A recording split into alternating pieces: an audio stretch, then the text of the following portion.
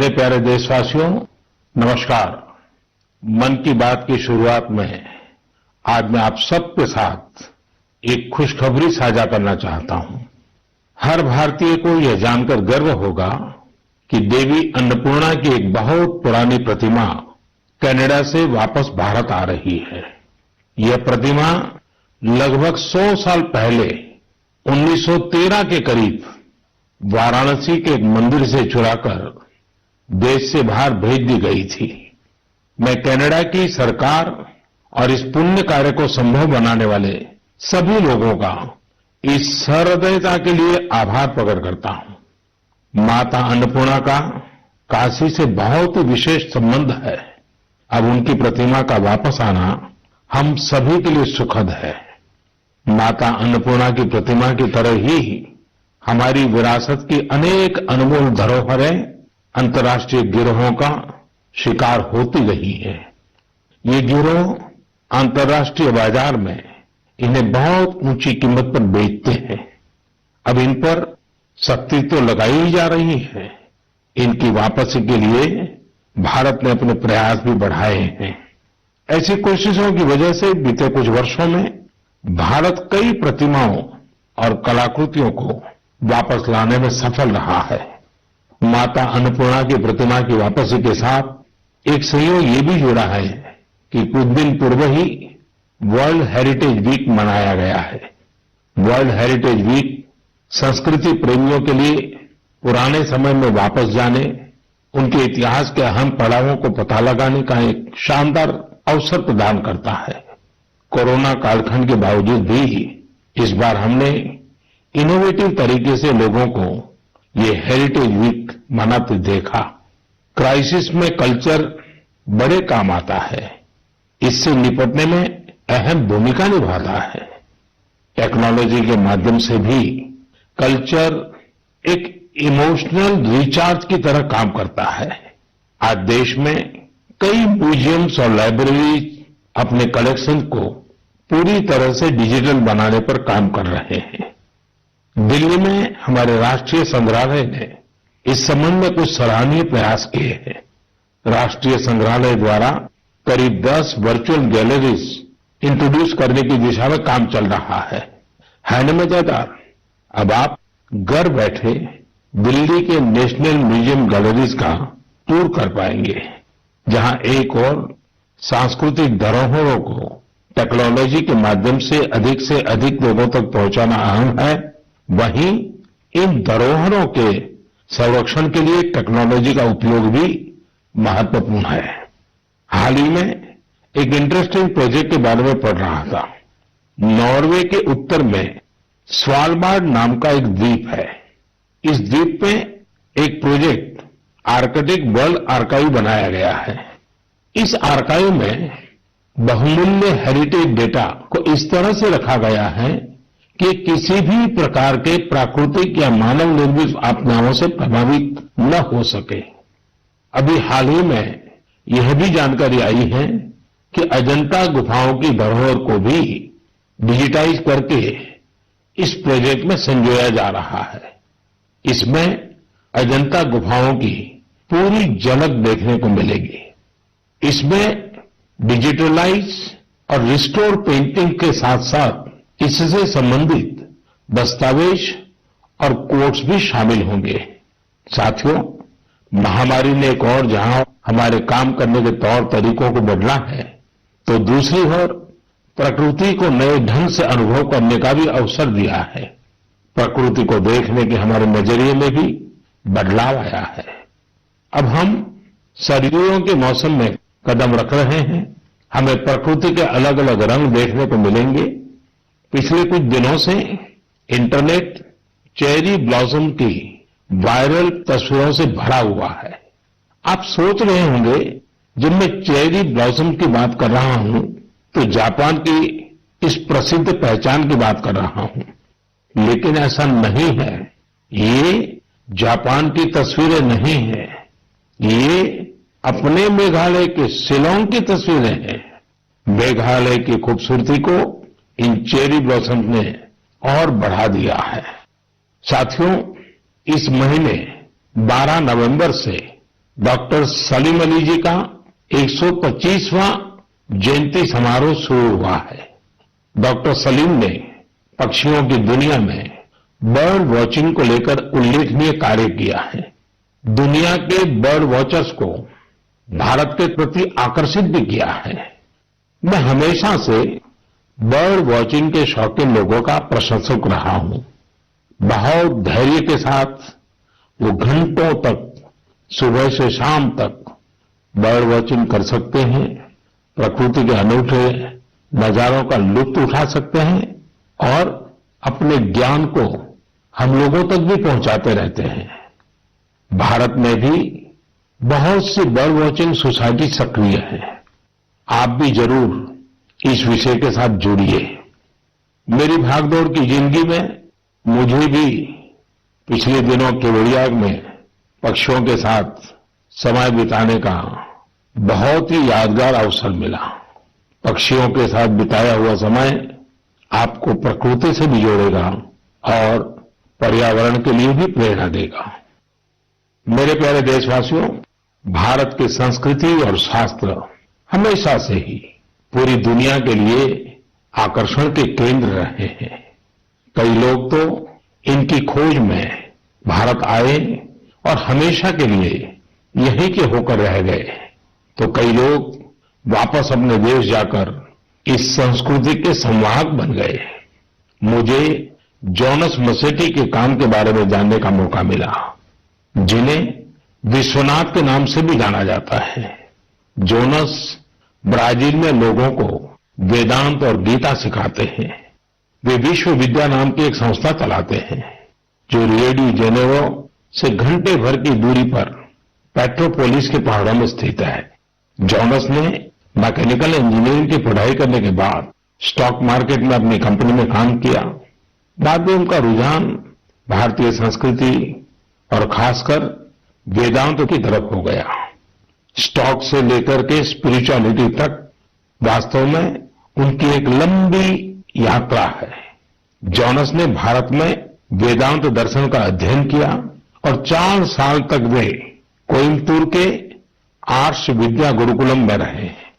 Jonas में एक और खासियत है, वह अपने मैसेज को आगे पहुंचाने के लिए टेक्नोलॉजी का प्रयोग कर रहे हैं। वह नियमित रूप से ऑनलाइन प्रोग्राम्स करते हैं।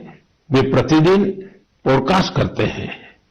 पिछले 7 वर्षों में जोनस ने वेदांत पर अपने फ्री ओपन कोर्सेज के माध्यम से 1.5 लाख से अधिक स्टूडेंट्स को पढ़ाया है। जोनस न केवल एक बड़ा काम कर रहे हैं, बल्कि उसे एक ऐसी भाषा में कर रहे हैं जिसे समझने वालों की संख्या भी बहुत अधिक है। लोगों में इसको लेकर काफी रुचि है कि कोरोना और क्वारंटाइन के इस समय में वेदांत कैसे मदद कर सकता है। मन की बात के माध्यम से मैं जोनस को उनके प्रयासों के लिए बधाई देता हूं और उनके भविष्य के प्रयासों के लिए शुभकामनाएं देता हूं। साथियों, इसी तरह अभी एक खबर पर आपका ध्यान जरूर गया होगा। न्यूजीलैंड में वहां के नवनिर्वाचित एमपी डॉक्टर गौरव शर्मा ने विश्व की प्राचीन भाषाओं में से एक संस्कृत भाषा में शपथ ली है।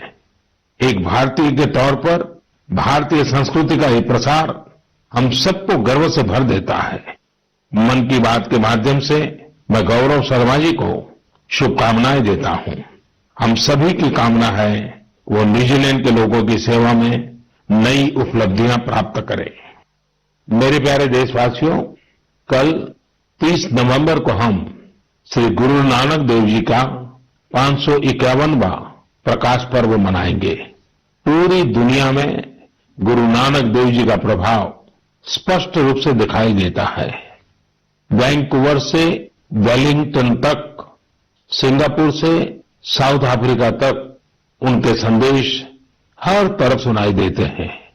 गुरु ग्रंथ साहिब में कहा गया है, सेवक को सेवा बन आई, यानी सेवक का काम सेवा करना है।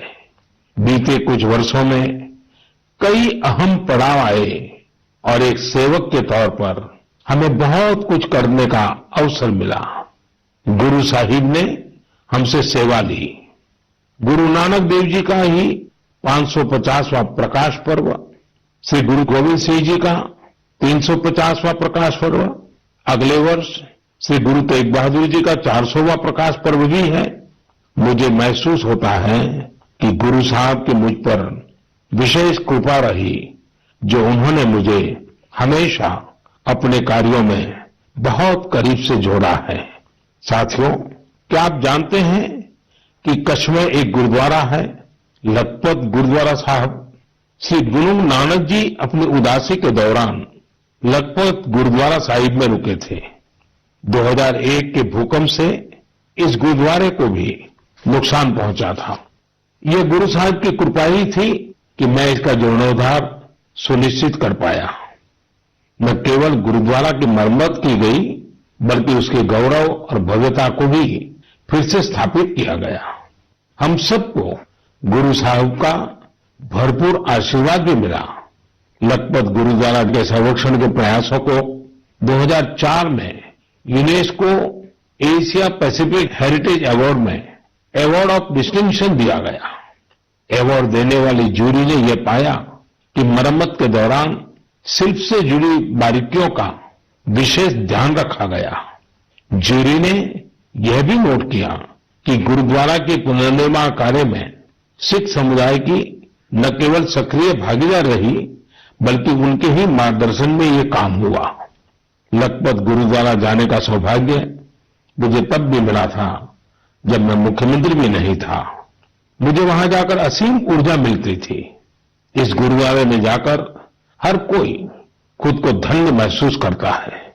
मैं इस बात के लिए बहुत कृतज्ञ हूं कि गुरु साहब ने मुझसे निरंतर सेवा ली है। पिछले वर्ष नवंबर में ही करतारपुर साहिब कॉरिडोर का खुलना बहुत ही ऐतिहासिक रहा। इस बात को मैं जीवन भर अपने हृदय में संजोकर रखूंगा। ये हम सभी का सौभाग्य है कि हमें श्री दरबार साहिब की सेवा करने का एक और अवसर मिला। विदेश में रहने वाले हमारे सिख भाई बहनों के लिए अब दरबार साहिब की सेवा के लिए राशि भेजना और आसान हो गया है। इस कदम से विश्व भर की संगत दरबार साहिब के और करीब आ गई है। साथियों, ये गुरु नानक देव जी ही थे जिन्होंने लंगर की परंपरा शुरू की थी, और आज हमने देखा कि दुनिया भर में सिख समुदाय ने किस प्रकार कोरोना के इस समय में लोगों को खाना खिलाने की अपनी परंपरा को जारी रखा है। मानवता की सेवा की परंपरा हम सभी के लिए निरंतर प्रेरणा का काम करती है। मेरी कामना है हम सभी सेवक की तरह काम करते रहें। गुरु साहिब मुझसे और देशवासियों से इसी प्रकार सेवा लेते रहें। एक बार फिर गुरु नानक जयंती पर मेरी बहुत बहुत शुभकामनाएं। मेरे प्यारे देशवासियों, पिछले दिनों मुझे देश भर की कई यूनिवर्सिटीज के स्टूडेंट के साथ संवाद का, उनकी एजुकेशन जर्नी के महत्वपूर्ण इवेंट्स में शामिल होने का अवसर प्राप्त हुआ है। टेक्नोलॉजी के जरिए मैं आईआईटी गुवाहाटी, आईआईटी दिल्ली, गांधीनगर की दीनदयाल पेट्रोलियम यूनिवर्सिटी, दिल्ली की जेएनयू, मैसूर यूनिवर्सिटी और लखनऊ यूनिवर्सिटी के विद्यार्थियों से कनेक्ट हो पाया। देश के युवाओं के बीच होना बेहद तरोताजा करने वाला और ऊर्जा से भरने वाला होता है। विश्वविद्यालय के परिसर तो एक तरह से मिनी इंडिया की तरह होते हैं। एक तरह जहां इन कैंपस में भारत की विविधता के दर्शन होते हैं, वहीं दूसरी तरफ वहां न्यू इंडिया के लिए बड़े बड़े बदलाव का पैशन भी दिखाई देता है। कोरोना से पहले के दिनों में जब मैं रूबरू किसी इंस्टीट्यूशन के इवेंट में जाता था, तो ये आग्रह भी करता था कि आसपास के स्कूलों से गरीब बच्चों को भी उस समारोह में आमंत्रित किया जाए। वो बच्चे उस समारोह में मेरे स्पेशल गेस्ट बनकर आते रहे हैं। एक छोटा सा बच्चा उस भव्य समारोह में किसी युवा को डॉक्टर, इंजीनियर, साइंटिस्ट बनते देखता है, किसी को मेडल लेते हुए देखता है तो उसमें नए सपने जगते हैं। मैं भी कर सकता हूं, यह आत्मविश्वास जगता है। संकल्प के लिए प्रेरणा मिलती है। साथियों, इसके अलावा एक और बात जानने में मेरी हमेशा रुचि रहती है कि उस इंस्टीट्यूशन के अलुमनाई कौन है, उस संस्थान के अपने अलुमनाई से रेगुलर एंगेजमेंट की व्यवस्था है क्या, उनका अलुमनाई नेटवर्क कितना जीवंत है। मेरे युवा दोस्तों, आप तब तक ही किसी संस्थान के विद्यार्थी होते हैं जब तक आप वहां पढ़ाई करते हैं, लेकिन वहां के अलुमनाई आप जीवन भर बने रहते हैं। स्कूल कॉलेज से निकलने के बाद दो चीजें कभी खत्म नहीं होती हैं। एक, आपकी शिक्षा का प्रभाव, और दूसरा, आपका अपने स्कूल कॉलेज से लगाव। जब कभी अलुमनाई आपस में बात करते हैं तो स्कूल कॉलेज की उनकी यादों में किताबों और पढ़ाई से ज्यादा कैंपस में बिताए गए समय और दोस्तों के साथ गुजारे गए लम्हे होते हैं। और इन्हीं यादों में से जन्म लेता है एक भाव इंस्टीट्यूशन के लिए कुछ करने का। जहां आपके व्यक्तित्व का विकास हुआ है, वहां के विकास के लिए आप कुछ करें, इससे बड़ी खुशी और क्या हो सकती है। मैंने कुछ ऐसे प्रयासों के बारे में पढ़ा है जहां पूर्व विद्यार्थियों ने अपने पुराने संस्थानों को बढ़ चढ़ करके दिया है। आजकल अलुमनाई इसको लेकर बहुत सक्रिय है। आईआईटियंस ने अपने संस्थानों को conference centres, management centres, incubation centres जैसी कई अलग अलग व्यवस्थाएं खुद बनाकर दी हैं। ये सारे प्रयास वर्तमान विद्यार्थियों के लर्निंग एक्सपीरियंस को इंप्रूव करते हैं। आईआईटी दिल्ली ने एक एंडाउमेंट फंड की शुरुआत की है, जो कि एक शानदार आइडिया है। विश्व की जानी मानी यूनिवर्सिटी में इस प्रकार के एंडाउमेंट्स बनाने का कल्चर रहा है, जो स्टूडेंट्स की मदद करता है। मुझे लगता है कि भारत के विश्वविद्यालय भी इस कल्चर को इंस्टीट्यूशनलाइज करने में सक्षम है। जब कुछ लौटाने की बात आती है तो कुछ भी बड़ा या छोटा नहीं होता है। छोटे से छोटी मदद भी मायने रखती है। हर प्रयास महत्वपूर्ण होता है। अक्सर पूर्व विद्यार्थी अपने संस्थानों के टेक्नोलॉजी अपग्रेडेशन में, बिल्डिंग के निर्माण में, अवार्ड्स और स्कॉलरशिप शुरू करने में, स्किल डेवलपमेंट के प्रोग्राम शुरू करने में बहुत महत्वपूर्ण भूमिका निभाते हैं। कुछ स्कूलों की ओल्ड स्टूडेंट एसोसिएशन ने मेंटरशिप प्रोग्राम शुरू किए हैं। इसमें वे अलग अलग बैच के विद्यार्थियों को गाइड करते हैं, साथ ही एजुकेशन प्रोस्पेक्ट पर चर्चा करते हैं। कई स्कूलों में, खासतौर से बोर्डिंग स्कूलों की एल्यूमनाई एसोसिएशन बहुत स्ट्रांग है, जो स्पोर्ट्स टूर्नामेंट और कम्युनिटी सर्विस जैसी गतिविधियों का आयोजन करते रहते हैं। मैं पूर्व विद्यार्थियों से आग्रह करना चाहूंगा कि उन्होंने जिन संस्था में पढ़ाई की है, वहां से अपनी बॉन्डिंग को और अधिक मजबूत करते रहें, चाहे वह स्कूल हो, कॉलेज हो या यूनिवर्सिटी। मेरा संस्थानों से भी आग्रह है कि एल्यूमनाई एंगेजमेंट के नए और इनोवेटिव तरीकों पर काम करें, क्रिएटिव प्लेटफॉर्म्स डेवलप करें, ताकि एल्यूमनाई की सक्रिय भागीदारी हो सके। बड़े कॉलेज और यूनिवर्सिटीज नहीं, हमारे गांवों के स्कूल्स का भी strong, vibrant, active alumni network हो। मेरे प्यारे देशवासियों, 5 दिसंबर को श्री अरविंदो की पुण्यतिथि है। श्री अरविंदो को हम जितना पढ़ते हैं, उतनी ही गहराई हमें मिलती जाती है। मेरे युवा साथी श्री अरविंदो को जितना जानेंगे, उतना ही अपने आप को जानेंगे, खुद को समृद्ध करेंगे। जीवन की जिस भाव अवस्था में आप हैं, जिन संकल्पों को सिद्ध करने के लिए आप प्रयासरत हैं, उनके बीच आप हमेशा से ही श्री अरविंदो को एक नई प्रेरणा देते पाएंगे, एक नया रास्ता दिखाते हुए पाएंगे। जैसे आज जब हम लोकल के लिए वोकल इस अभियान के साथ आगे बढ़ रहे हैं, तो श्री अरविंदो का स्वदेशी का दर्शन हमें राह दिखाता है। बांग्ला में एक बड़ी ही प्रभावी कविता है, छोईशुतो पॉयमोंतो आसे तुंग होते दिस्लाई काठी ताऊ आसे पोते प्रोदीप्ति जालिते खेते छूते जेते किछुते लोग नय स्वाधीन। यानी हमारे यहां सुई और दिया सलाई तक विलायती जहाज से आते हैं। खाने पीने सोने किसी भी बात में लोग स्वतंत्र नहीं है। वो कहते भी थे स्वदेशी का अर्थ है कि हम अपने भारतीय कामगारों कारीगरों की बनाई हुई चीजों को प्राथमिकता दें। ऐसा भी नहीं है कि श्री अरविंदो ने विदेशों से कुछ सीखने का भी कभी विरोध किया हो। जहां जो नया है वहां से हम सीखें। जो हमारे देश में अच्छा हो सकता है उसका हम सहयोग और प्रोत्साहन करें। यही तो आत्मनिर्भर भारत अभियान में वोकल फॉर लोकल मंत्र की भी भावना है। खासकर स्वदेशी अपनाने को लेकर उन्होंने जो कुछ कहा वो आज हर देशवासी को पढ़ना चाहिए। साथियों, इसी तरह शिक्षा को लेकर भी श्री अरविंदो के विचार बहुत स्पष्ट थे।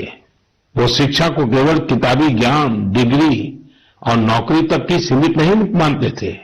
श्री अरविंदो कहते थे हमारी राष्ट्रीय शिक्षा हमारी युवा पीढ़ी के दिल और दिमाग की ट्रेनिंग होनी चाहिए।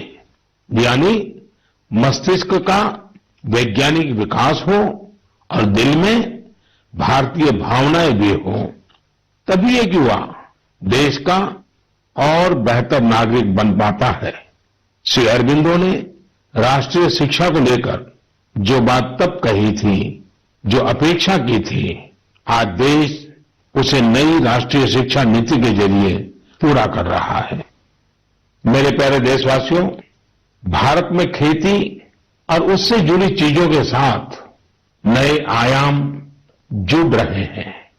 बीते दिनों हुए कृषि सुधारों ने किसानों के लिए नई संभावनाओं के द्वार भी खोले हैं। बरसों से किसानों की जो मांग थी, जिन मांगों को पूरा करने के लिए किसी न किसी समय में हर राजनीतिक दल ने उनसे वायदा किया था, वो मांगे पूरी हुई है। काफी विचार विमर्श के बाद भारत की संसद ने कृषि सुधारों को कानूनी स्वरूप दिया। इन सुधारों से न सिर्फ किसानों के अनेक बंधन समाप्त हुए हैं, बल्कि उन्हें नए अधिकार भी मिले हैं, नए अवसर भी मिले हैं। इन अधिकारों ने बहुत ही कम समय में किसानों की परेशानियों को कम करना शुरू कर दिया है। महाराष्ट्र के धुले जिले के किसान जितेंद्र भोईजी ने नए कृषि कानूनों का इस्तेमाल कैसे किया, ये आपको भी जानना चाहिए। जितेंद्र भोईजी ने मक्के की खेती की थी और सही दामों के लिए उसे व्यापारियों को बेचना तय किया। फसल की कुल कीमत तय हुई करीब 3,32,000 रुपये। जितेंद्र भोई को 25,000 रुपये एडवांस भी मिल गए थे। तय ये हुआ था कि बाकी का पैसा उन्हें 15 दिन में चुका दिया जाएगा। लेकिन बाद में परिस्थितियां ऐसी बनी कि उन्हें बाकी का पेमेंट नहीं मिला। किसान से फसल खरीद लो, महीनों महीनों पेमेंट न करो। संभवतः मक्का खरीदने वाले वर्षों से चली आ रही उसी परंपरा को निभा रहे थे। इसी तरह 4 महीने तक जितेंद्र जी का पेमेंट नहीं हुआ। इस स्थिति में उनकी मदद की सितंबर में जो पास हुए हैं, जो नए कृषि कानून बने हैं, वो उनके काम आए।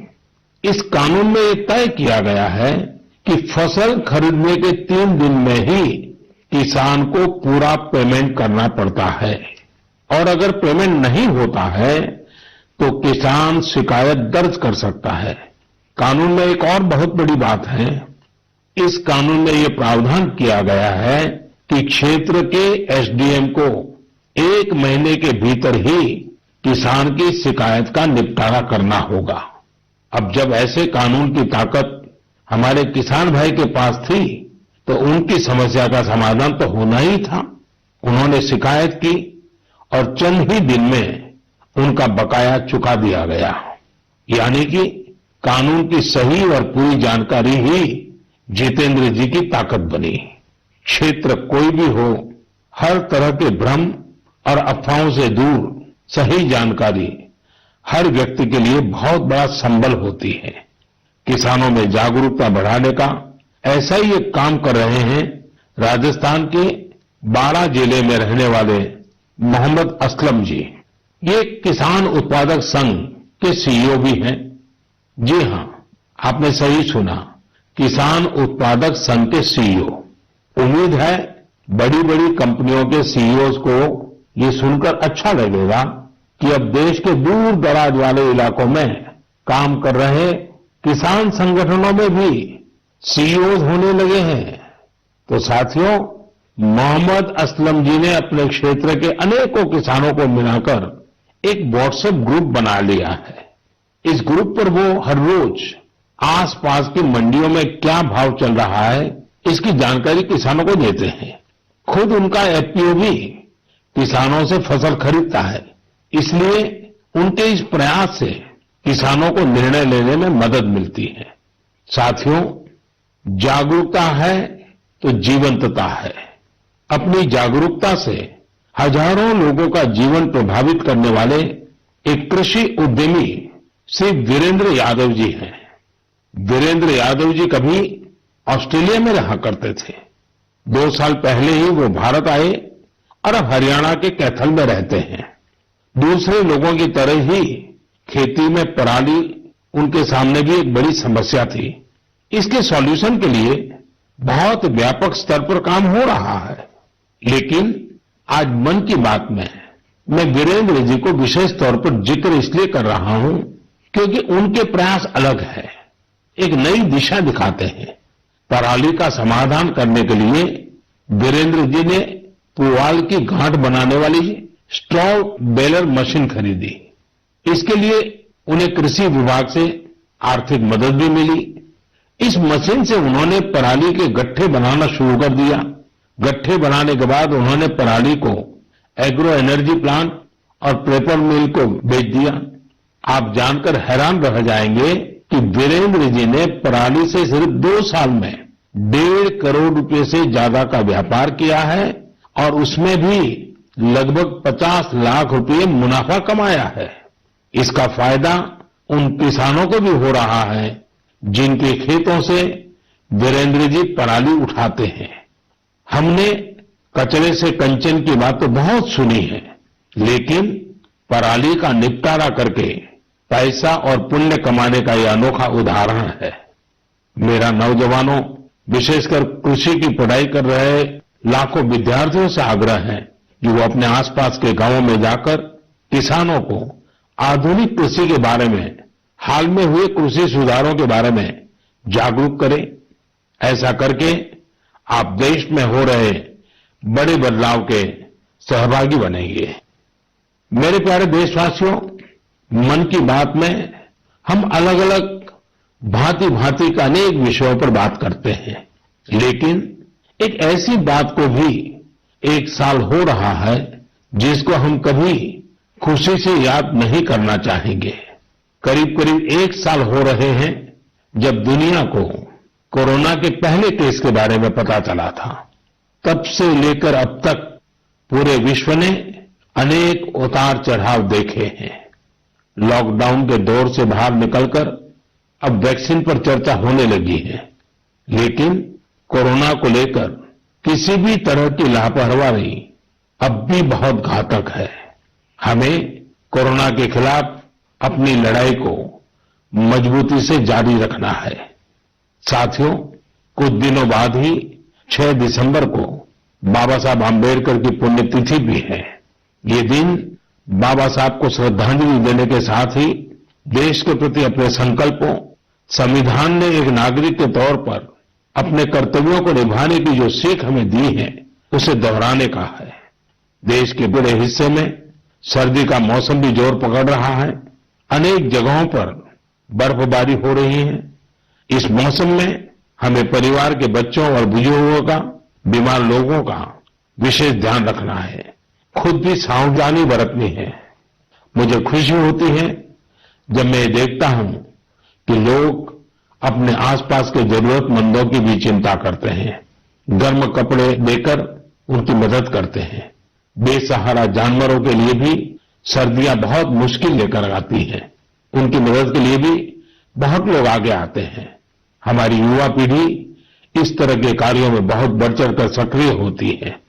साथियों, अगली बार जब हम मन की बात में मिलेंगे तो 2020 का ये वर्ष समाप्ति की ओर होगा। नई उम्मीदें, नए विश्वास के साथ हम आगे बढ़ेंगे। आप जो भी सुझाव हो, आइडियाज हो, उन्हें मुझ तक जरूर साझा करते रहिए।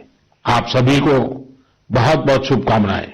आप सब स्वस्थ रहें, देश के लिए सक्रिय रहें। बहुत बहुत धन्यवाद।